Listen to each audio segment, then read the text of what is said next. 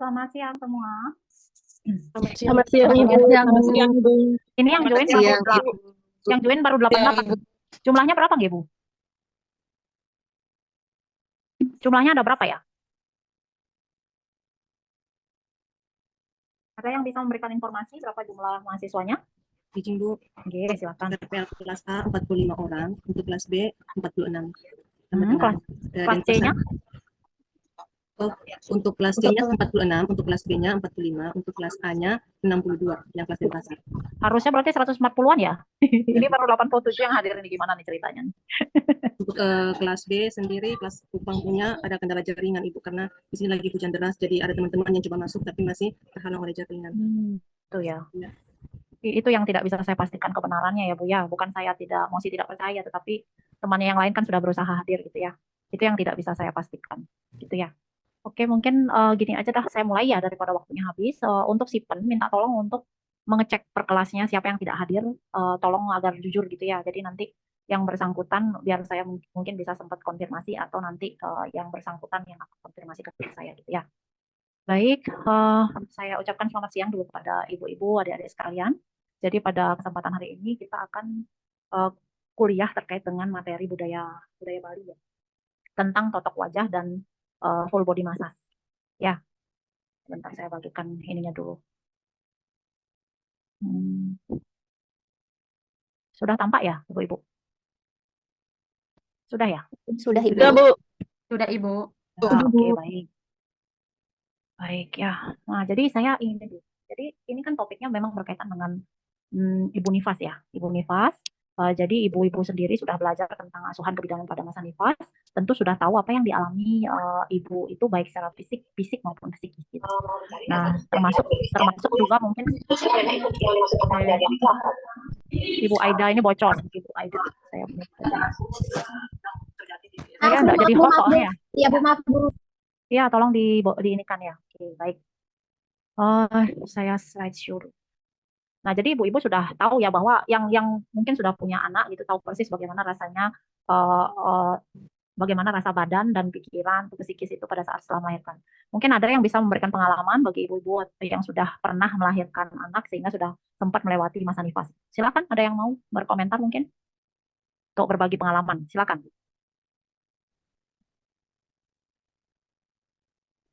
Itu masuk, Ibu. Ya, silakan. Siapa itu? Bu Sri Okta. Sri Okta Ibu dari kelas RPMA. Oh, nggih, silakan Bu Sri. Waktu yang masa sudah 2 kali mengalami nifas, Ibu. Kebetulan tiang SC 2 kali ke yang pertama karena oligo, yang kedua karena riwayat MR 1 kali dan TBC bayi 4 kilo. Jadi SC untuk 2 kalinya, Bu. Saya rasakan terutama setelah sampai di rumah kan biusnya sudah hilang, obat infus juga sudah tidak dapat, anti nyeri juga sudah tidak dapat. Jadi mungkin merasa seperti nyerinya di simpulnya keras sekali, kemudian payudara bengkak karena masih belum hari terjaga. Luar biasa pokoknya Ibu ya. Jiwa dan raganya terpisah selama 1 minggu. Harus bergadang mompa. Ya, jadi ibu sudah mengalami, sudah bisa menghubungkan antara teori yang ibu dapatkan di aspek nifas itu dengan kenyataan. Itu artinya, Bu, karena kita belajar tentang adaptasi fisik dan psikologis kan. Nah, jadi benar-benar makanya disebutkan ada fase taking hold, letting go gitu. Nah, itu ternyata memang benar terjadi gitu ya, Bu ya, tidak hanya teori semata gitu ya. Baik, terima kasih sharingnya Bu Sri. Mungkin ada pengalaman lain yang mungkin melahirkan spontan. Ada nggak? Silakan. Gimana pengalamannya? Apa yang dirasakan badannya? Ada yang mau berkontak? Silakan.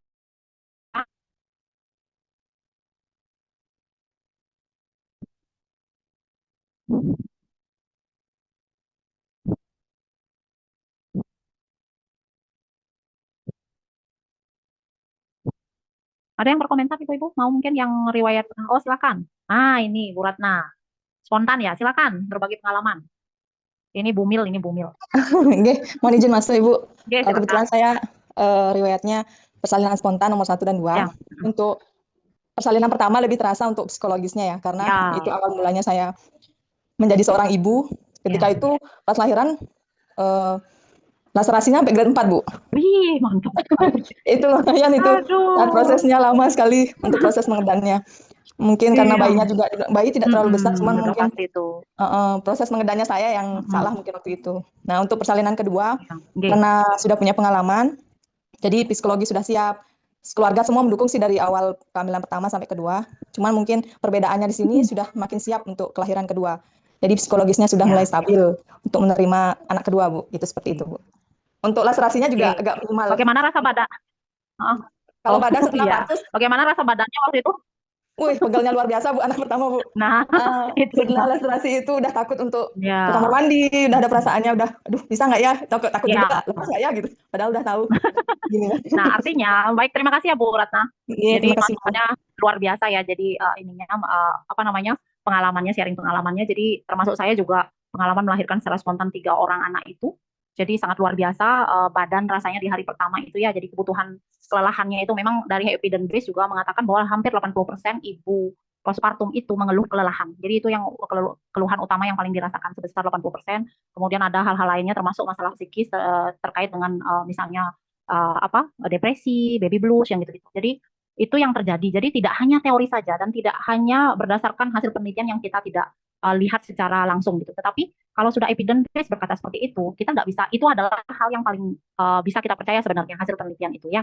Dan kita juga merasakan sendiri bagi orang-orang yang sudah mengalami, ibu-ibu yang sudah pernah melahirkan baik spontan maupun SC, itu sama-sama merasakan kelelahan atau burnout gitu ya. Jadi kelelahan yang sangat baik fisik maupun mental gitu. Karena memang betul yang dibilang kalau orang Bali istilahnya itu adalah menggantung bok akatih gitu. Jadi kita itu luar biasa dikeluarkan pada saat melahirkan itu, yang sisanya setelah melahirkan itu yang dirasakan efek lelahnya itu ya. Jadi makanya kenapa akhirnya nanti pada saat setelah melahirkan itu istirahat itu sangat dibutuhkan. Istirahat sangat dibutuhkan, kemudian agar bisa kita istirahat dengan cukup untuk memulihkan tenaga kita, itu harus disupport dengan dengan dukungan gitu. Dukungan dari orang di sekitar kita sehingga mereka bisa mengakomodasi atau memfasilitasi kita untuk istirahat, memberikan nutrisi yang cukup sehingga tubuh kita berproses untuk pulih itu lebih cepat lagi. Gitu ya. Nah, ternyata secara ini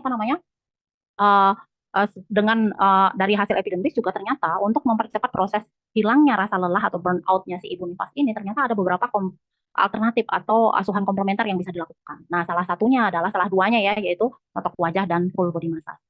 Mungkin saya tanya lagi, siapa di sini ibu-ibu yang sangat suka untuk dimasas? Karena ternyata tidak semua suka dipijat. Siapa yang suka dipijat? Bahkan mungkin tanpa obat itu dengan masas aja hilang sakitnya atau nyeri kepala, nyeri badan gitu tanpa diberikan obat-obatan, ternyata dengan dimasas ternyata hilang keluhan. Ada nggak? Siapa di sini yang suka dimasas? Dan saya salah satu orang yang sangat suka dimasas. Siapa itu ya? Bikin saya, Bu.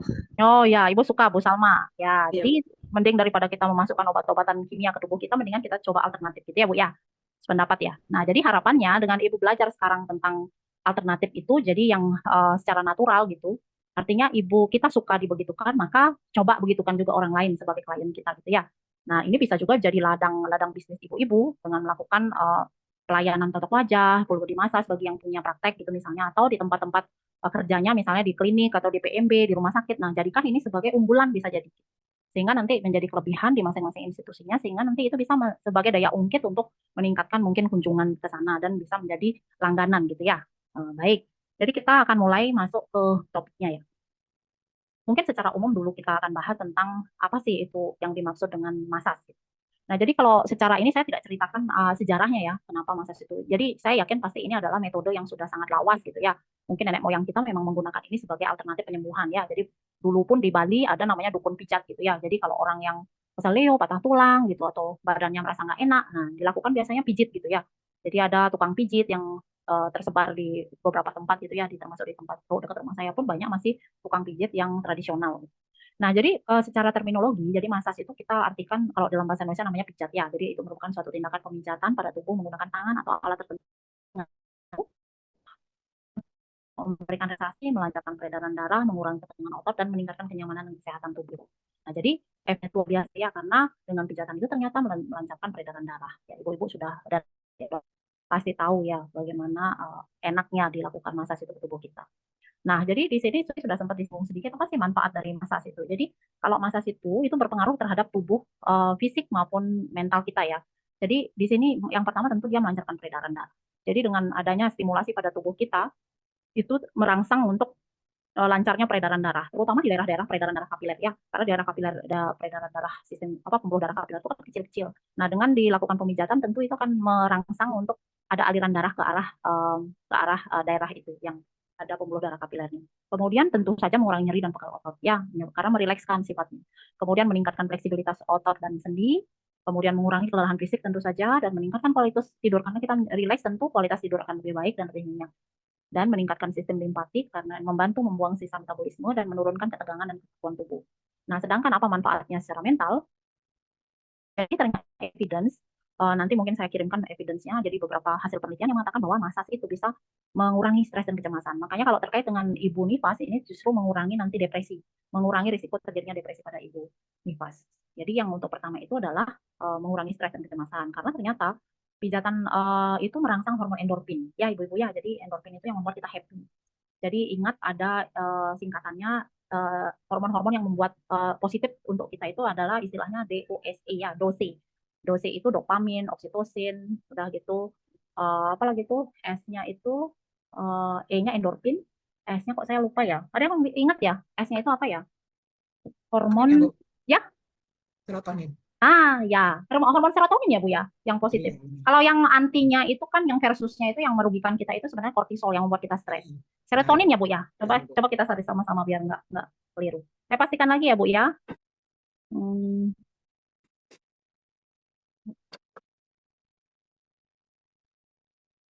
Serotonin, Ibu. Dosis. Serotonin ya? Oke ya. Jadi ingat ya Bu ya? Ya, serotonin betul. Depresi, cemas berlebihan. Ya. Jadi itu merangsang. Jadi hormon kortisol yang itu membuat stres itu ditekan oleh munculnya hormon endorfin. Seperti itu. Kita secara karena stres kita berkurang, kecemasan kita berkurang, jadi yang muncul itu rasa tenang dan nyaman. Nah, makanya kenapa pada saat kita menyusui bayi itu kita ngantuk, bener nggak? Siapa yang pengalaman menyusui? Merasakan rileks, ngantuk, jadi tenang gitu perasaannya dan bahagia gitu. Karena kan hormon oksitosin yang dengan hisapan bayi itu kan merangsang pengeluaran hormon oksitosin kan, dan hormon oksitosin itu termasuk salah satunya yang membuat kita happy gitu ya, selain hormon endorfin gitu. Nah, kemudian tentu saja karena kita sudah merasa tenang, nyaman, jadi perasaan jadi lebih positif, kita bisa berpikir lebih tenang gitu, nggak hektik otaknya gitu ya. Kemudian membantu juga mengurangi gejala depresi tentu saja, kemudian meningkatkan konsentrasi dan fokus, dan tentu meningkatkan kualitas istirahat dan mental kita ya. Jadi dengan massage itu, karena kita akan dirangsang untuk menjadi rileks dan bisa tidur dengan nyaman, sehingga proses pulihnya kondisi kita dari masa nifas itu menjadi lebih cepat. Seperti itu. Ya, oke, kita lanjut. Nah, ada beberapa teknik massage sebenarnya yang dari beberapa literatur yang saya lihat. Jadi yang ada teknik massage yang ada 5 besar ya yang terkait dengan teknik massage. Jadi ibu-ibu mungkin pada saat melakukan massage itu sudah melakukan semua gerakan ini. Tapi mungkin ada beberapa yang mungkin lupa ini gerakan yang mana seperti itu ya. Nah, jadi kita akan bahas satu-satu. Nah, jadi untuk yang pertama itu adalah yang paling umum dilakukan itu adalah teknik massage Epiurage namanya ya. Jadi ini adalah gerakan mengusap panjang dan lembut menggunakan telapak tangan atau jari. Jadi seperti ini. Jadi dari arah bawah, kemudian ke atas, tangan dibawa ke atas, kemudian melintang belok ke arah bawah lagi. Diulangi seperti itu. Nah, itu adalah namanya teknik Epiurage. Nah, ini tekanannya ringan sedang, kemudian tetap gerakannya pasti semua menuju arah jantung dan gerakan panjang dan halus ya semuanya ya. Cuman biasa ciri khasnya dari seluruhnya massage dimanapun tempat punggung, kemudian di kaki tangan, dimulai dengan Epiurage, kemudian diakhiri juga dengan Epiurage gitu. Kemudian yang kedua adalah petrissage atau remasan. Ya, jadi kayak mencubit-cubit itu dengan telunjuk dan meremas gitu ya, meremas gitu. Nah, gerakan meremas mengangkat dan menekan otot secara lembut. Nah, ini menggunakan telapak tangan dan jari. Jadi seperti donat gitu, dipecek-pecek gitu ya. Tapi tekanannya sedang. Bukan kalau ibu-ibu lagi marah, misalnya kesel sama suami gitu, pengen di keluar gitu ya, jangan tekanannya seperti itu. Tapi cukup tekanan sedang saja. Dan manfaatnya adalah kemudian yang ketiga ada istilahnya adalah friction. Friction itu adalah gesekan ya.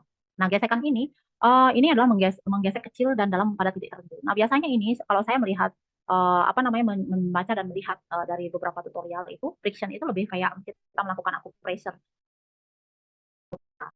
Kalau bridge itu kan menggunakan seluruh telapak tangan kita. Nah, kemudian kalau yang tadi petrissage itu kita meremas dengan seluruh jari kita, dan sedangkan friction itu lebih cenderung menggunakan titik-titik gitu ya. Jadi menggunakan jari kita atau jempol untuk melakukan penekanan pada titik tertentu dengan melakukan pemutaran, gerakan melingkar gitu.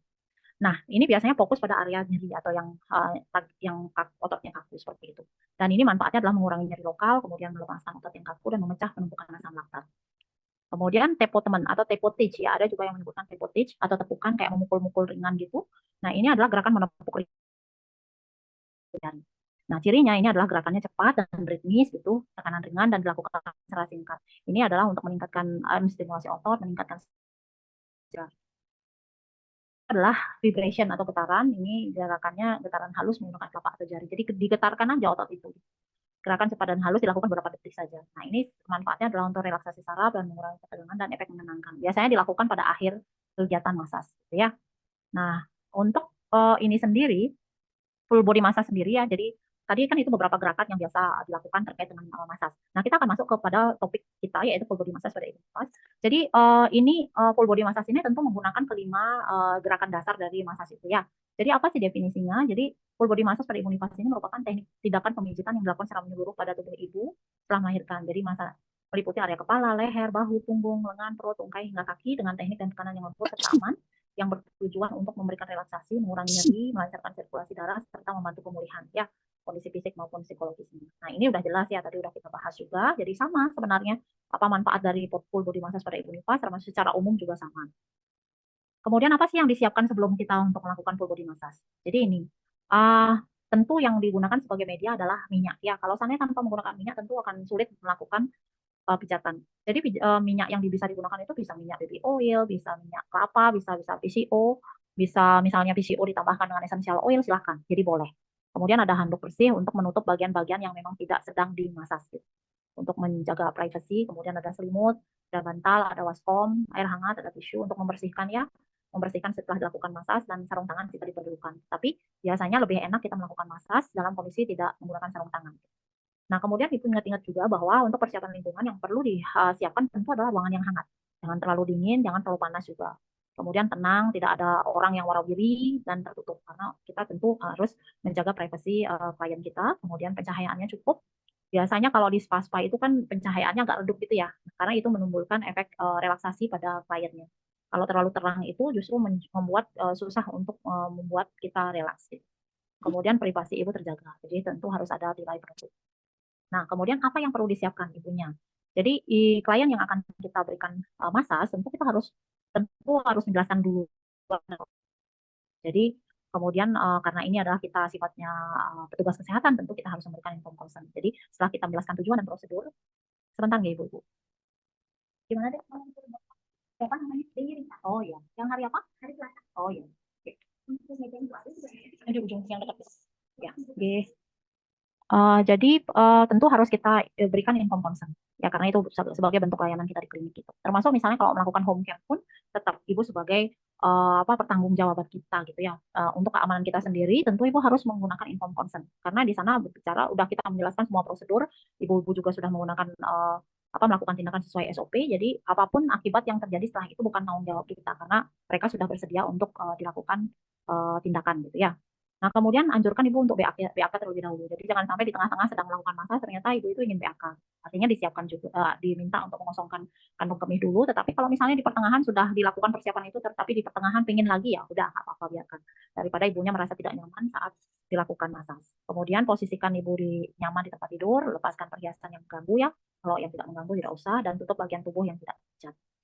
Nah, kalau persiapan petugasnya tentu ibu-ibu tetap harus melakukan cuci tangan 6 langkah ya. Terus gunakan pakaian kerja yang rapi bila perlu ada apa sih namanya itu Bu, celemek ya atau baju kerja sehingga nanti tidak mengotori pakaian kita.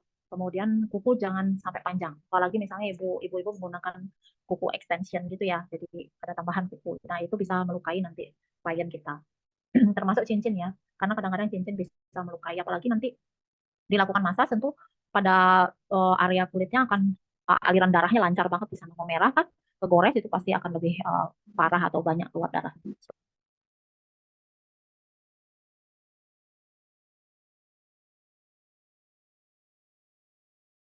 Misalnya ibu terlalu kurang tekanannya, gitu, mungkin bisa ditambah. Kemudian arah pijatan menuju jantung dan komunikasi dengan ibu selama tindakan, gitu ya. Jadi tetap diajak berbicara, jangan silent treatment gitu ya. Tetapi kalau memang lebih nyaman klien kita tanpa diajak komunikasi, mungkin kita hormati kemauannya sehingga kita mungkin tidak terlalu banyak komunikasi karena dia mungkin ingin menikmati sensasi di massage itu. Kemudian perhatikan respon nyeri atau tidaknya. Jadi setiap memulai pijatan itu tentu tetap kita harus tanyakan gimana Bu segitu apakah sudah cukup seperti itu. Jadi untuk mengetahui responnya jangan sampai menurut kita sudah cukup tapi bisa jadi menurut kliennya itu terlalu keras tekanannya sehingga justru bukannya efek membaik yang dirasakan tapi justru tambah parah pegel yang dirasakan. Jadi pernah anak saya ajak ke treatment untuk melakukan hair mask gitu ya dan tambahannya itu kan massage pada bagian punggung gitu.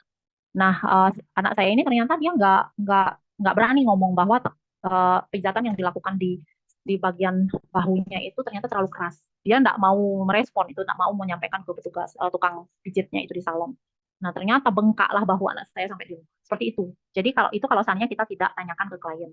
Jadi antara menurut kita itu sudah cukup, belum tentu menurut klien sudah pas gitu. Jadi tetap kita harus tanyakan bagaimana itu segitu, apakah tekanan sekian itu apakah sudah cukup atau belum. Takutnya nanti justru menyakiti gitu ya. Nah, kemudian kita lanjut dulu ya nanti soalnya saya tidak bisa memberikan ibu-ibu langkah kerja daftar pilih, tetapi ada saya video YouTube yang bisa saya rujuk itu dibuat oleh teman saya kebetulan waktu S2 itu. Jadi bisa ibu-ibu gunakan sebagai referensi. Kemudian kita lanjut ke totok wajah ya, Ibu ya. Jadi totok wajah itu kalau dulu persepsi saya tentang totok wajah itu kayak perawatan eh, kayak di dukun gitu ya, kayak tradisional banget gitu. Tapi ternyata sekarang kan diangkat ya dan jadi tren gitu totok wajah. Jadi ternyata ini bahkan orang Barat pun sudah mulai meniru totok wajah ini. Mereka sudah biasa. Bu Ince, tolong bocor Ibu. Bu Ince. Om, mana? Bu Ince. Sudah punya oke mana? Mana sudah bersih bang masa. Sudah pegang atas apa? Terus pegang HP ini kenapa? Beta bilang HP harus simpan. Kenapa mesti pegang bawah? Oh, ini nanti aku sampai mau menangis. Aduh Ibu jangan dimarahin anaknya. Terus pikir lama-lama, jauh lama-lama. Ada orang biasa kan kamera terus terus lama-lama. Ibu di timur begitu, Bu. Ya Bu, HP, kau sudah HP, kau pikir lama-lama. Kenapa orang dia antar kontrak? kasih dulu anaknya. Terus sudah apa? Terus sudah muncul. Lu ingat lu ada lagi ada susah, ada kena masalah. Bukan lu di sini, kau telepon laki-laki, orang ketawa dari orangnya apa dulu. Terus ada pikirin anak gua di kampus sana kok.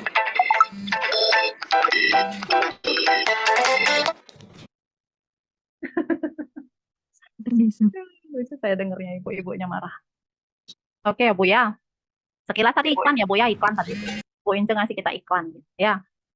Untuk totok wajah pada Ibu Nifas ya. Jadi ini bahkan sudah untuk totok wajah ini saya kira udah menjadi kayak tren gitu ya. Di luar negeri pun banyak yang western gitu ya. Jadi sebenarnya kan kalau yang terkait dengan terapi alternatif atau komplementer itu kan sebenarnya kayak TCM ya. Jadi kayak Chinese medicine gitu ya Bu ya. Nah sekarang justru banyak orang Barat yang justru mengadop. Yang dulunya itu mereka anti banget dengan TCM itu.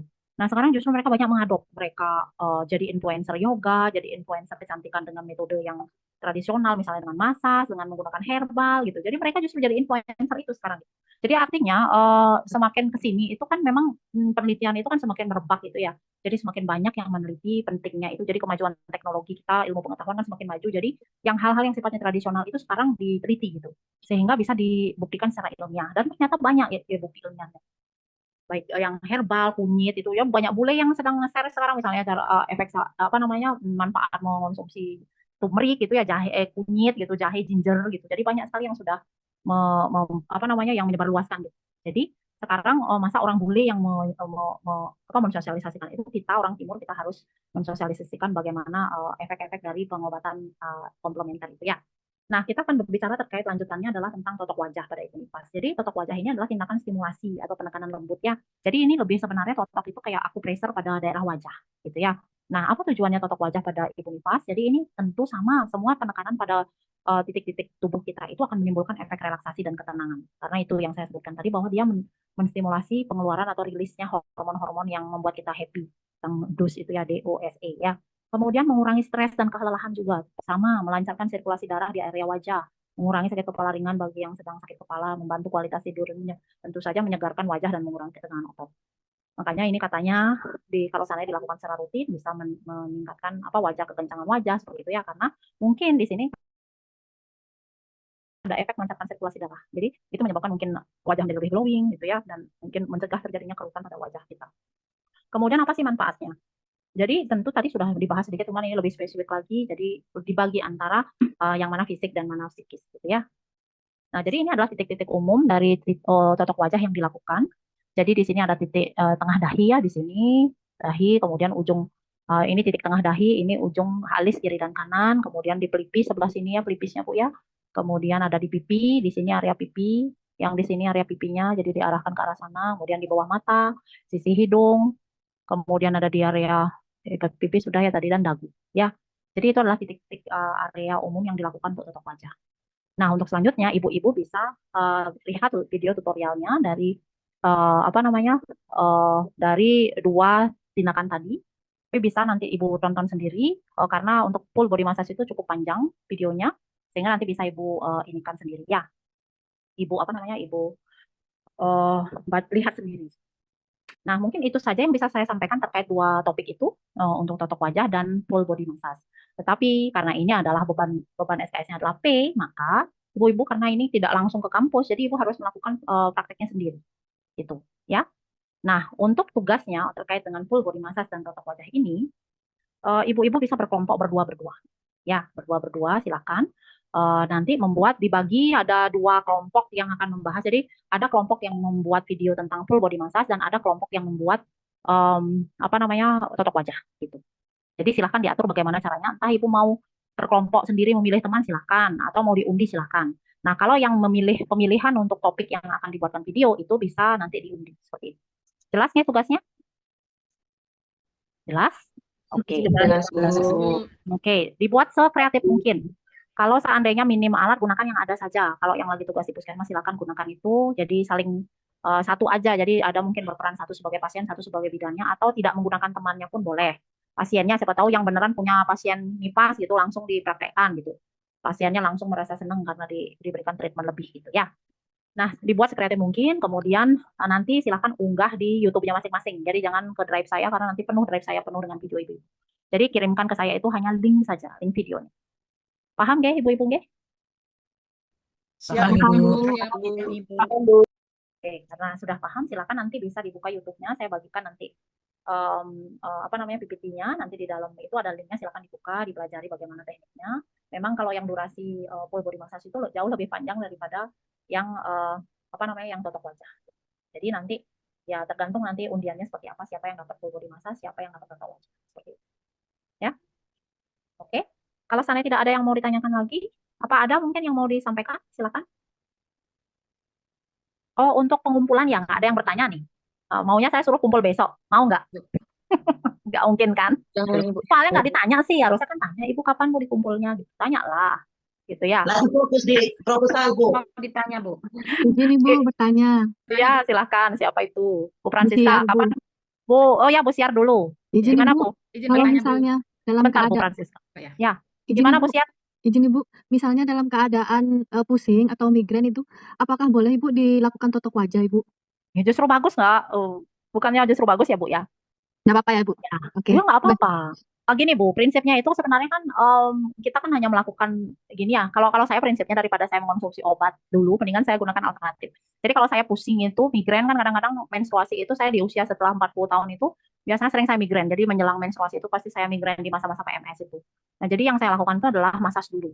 Jadi massage daerah tengkuk, kemudian di area kepala itu kan rileks nih. Nah, kalau karena rileks kita ngantuk, kemudian tidur. Nah, setelah bangun tidur itu biasanya lebih enak rasanya.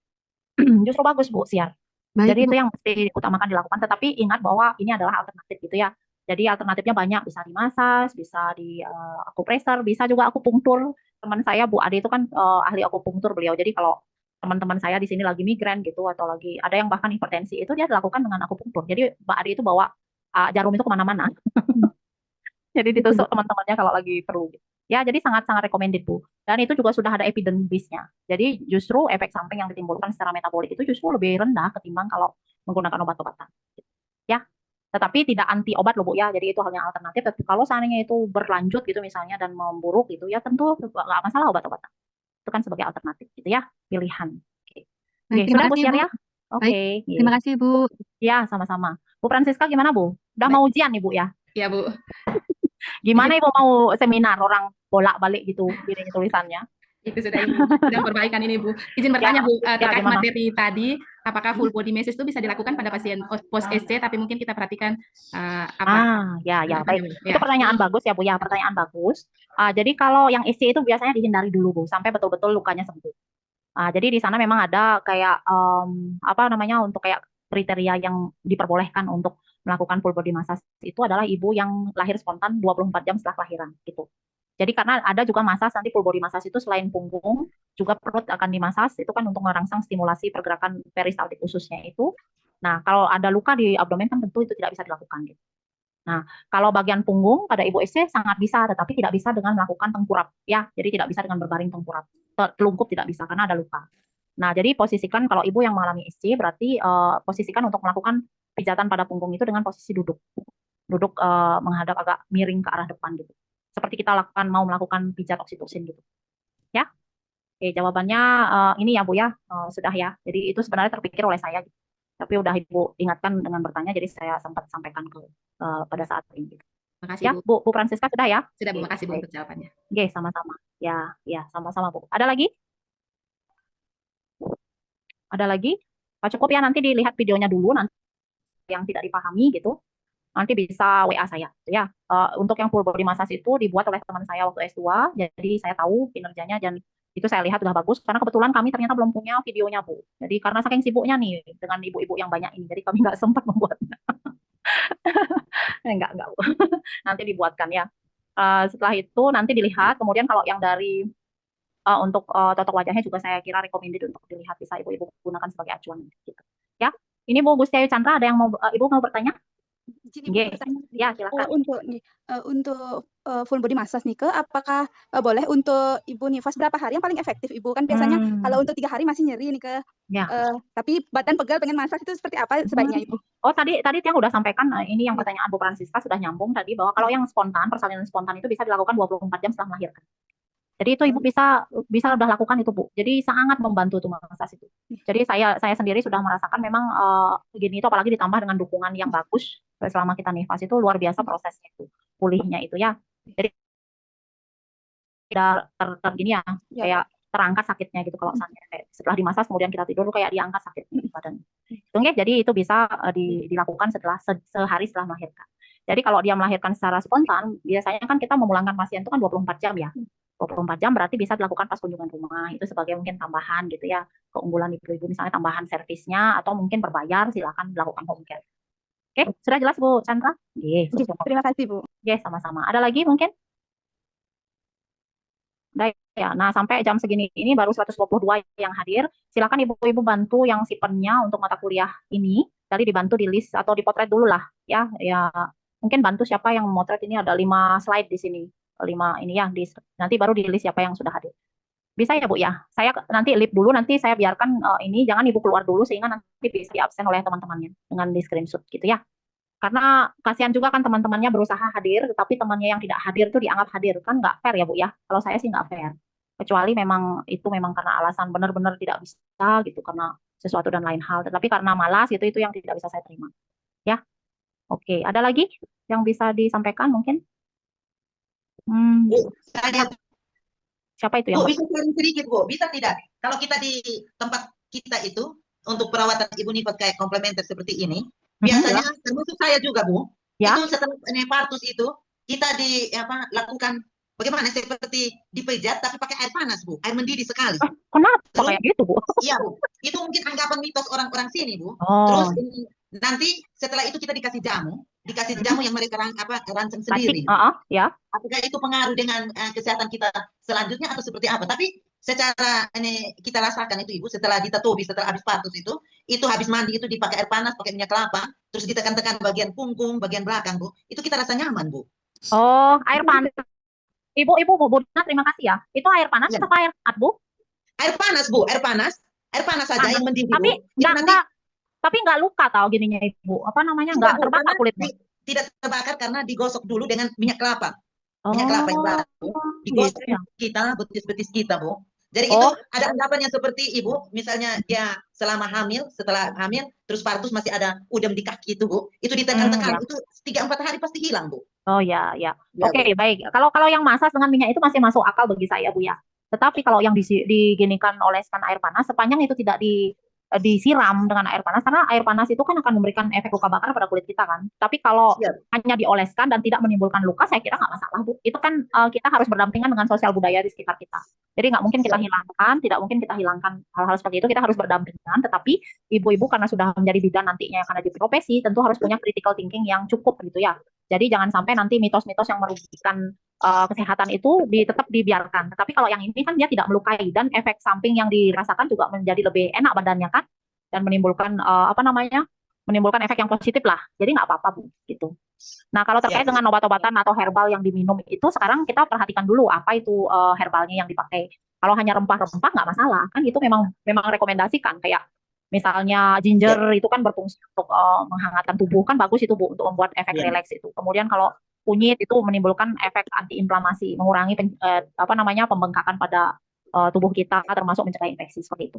Ya, jadi ini maksudnya adalah makanya Ibu banyak diberikan mata kuliah, tujuannya adalah untuk meningkatkan atau mengasah critical thinking-nya Ibu. Ya, jangan Siap, Bu. menghilangkan budaya setempat, tetapi berdampingan, tapi dengan critical thinking yang lebih tinggi lagi. Ya, Siap, Bu. oke. Terima kasih, Oke, Bu. terima kasih Bu Tina. Ya, ada lagi Ibu-Ibu? Izin Bu, Ya, Bu Salma, silakan. hanya untuk tugasnya ini kira-kira kapan dikumpulkan itu? Nah, ini baru muncul pertanyaan. Baru maunya saya suruh besok. Enggak, bercanda Bu. Saya berikan waktu lebih panjang, karena saya tahu ibu-ibu yang di Kupang belum menyelesaikan untuk seminar proposalnya. Jadi agak free lah, mungkin 2 minggu dari sekarang saya berikan waktu ya. Cuman kita sepakati aja waktunya kapan pengumumannya. Terima kasih, Bu. Ya, sebentar saya lihat tanggalan dulu. Kalender. Ini kan sekarang tanggal berapa Bu? 5 ya. Kalau tanggal 12 sebelum ini ya Bu ya, sebelum puasa kah? Ini kan 1 minggu sebelum puasa ya. Jadi nanti jangan sampai Ibu pas puasa nanti ngerjain.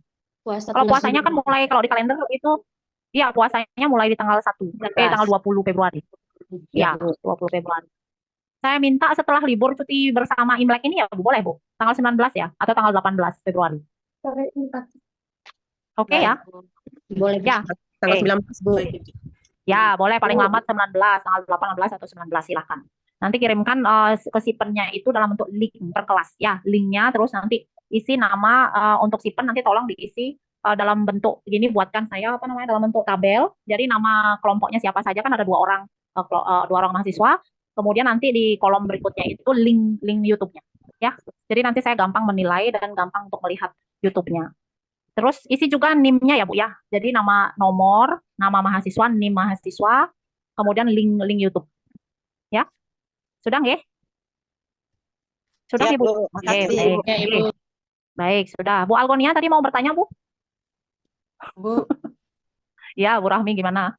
Bu izin bertanya Bu, yang tugas pertama itu Iya. kumpulnya tanggal 7 ya Bu. Apa tidak bisa diundurkan sedikit Bu, karena kami yang lain masih. Tugas yang mana ya, Bu? Tugas Persalinan lembut Bu, persalinan lembut. Ibu atau siapa? Gentle bird. gentle bird itu ya. Gentle bird Ibu, Siapa yang persalinan lembut. siapa yang ngajar itu, Bu? Siapa yang ngajar itu? Bukan dengan saya Ibu kan? Linda, Ya, Ibu. Ya, itu yang ini ada Rudi. Minta maaf, Ibu. Salah Kalau alamat saya Ibu. nyuruh nanti gua. Sama kan disuruh Ibu ngumpul tanggal 7. Minta maaf kali. Enggak apa-apa, Bu. Saya tahu Ibu yang kredit. Saya lebih kredit lagi. Iya. Minta maaf Bu. Ya, sudah berarti ya. Nanti Ibu bisa mungkin negosiasi sama beliau, oke? Sama Bu Armini. Jadi sampaikan kondisi Ibu masih persiapan untuk sempro gitu, ya. Siapa tahu nanti berbaik hati beliau memberikan perpanjangan waktu. Oke? Ya. Izin tambah lagi. Ya, gimana Bu Salma? Nah, untuk tadi Ibu kan bilang satu kelompok 2 orang, sedangkan Ya. kami itu ada 45, nanti satu orangnya bisa 3 orang ya Bu? Boleh. Heeh. Pokoknya berdekatan gitu aja ya Bu ya. Jadi visibilitasnya nanti pokoknya sepakati dengan kelompok saja gimana. Jadi kalau misalnya ibu-ibu berjauhan tempatnya gimana pokoknya caranya gitu ya. Ada mungkin yang bertugas membuat ngeditnya, ada yang mengambil gambar gitu, bagi-bagi tugas lah ya. Jadi nggak harus yang berperan keduanya, satu sebagai sebagai bidan, satu sebagai pasien, nggak gitu.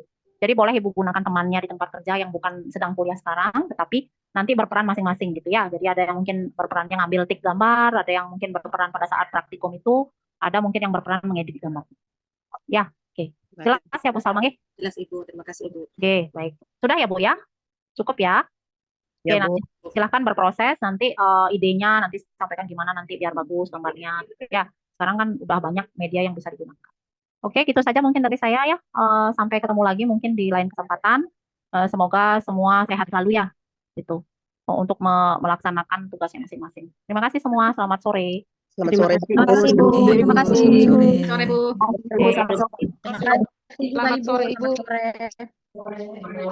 Selamat sore, Ibu. Terima kasih. Ke foto saya. Itu ke foto saya.